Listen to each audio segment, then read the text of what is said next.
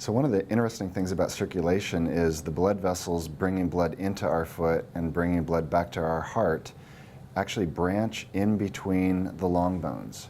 So in this area of our foot, we've got individual arteries that come down, and right at the level of the metatarsal heads is where they branch into the first and second toe, second and third toe, etc. Conversely, as the blood comes back to our heart through the veins, that branch point is also right here, as is for our lymphatic vessels. So if you really want good blood flow out to your foot, which is necessary for your nerves to function well and for your muscles to function well, you really are keenly interested in having those branch points open. Ironically, that happens to also be where footwear for Americans actually squeezes us. So with the tapering of the toe box of footwear that does not allow our toes to be spread, we oftentimes unknowingly compromise our own circulatory inflow and outflow of our foot. Many times this is responsible for feeling cold toes. Many times this is responsible for our foot going numb.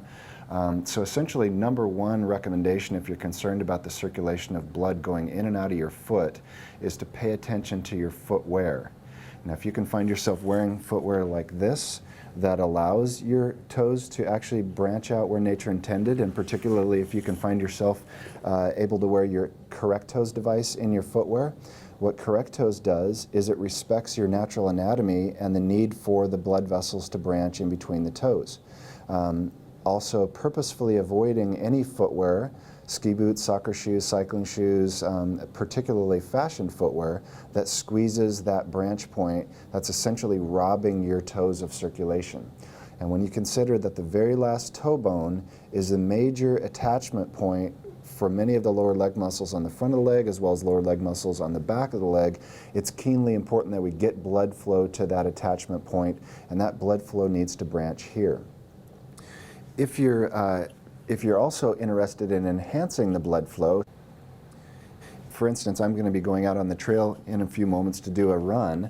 One of the things that we've found to bring in blood flow is some form of a hot cream or a sports cream.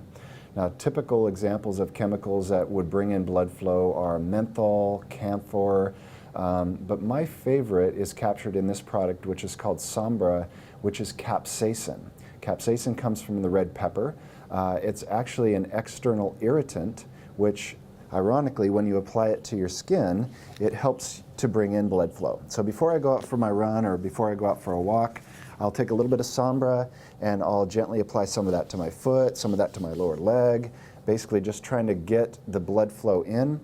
I'll put on my nice Injinji toe sock or similar separating sock, which also respects the natural anatomy of my foot, which has the need to spread the toes.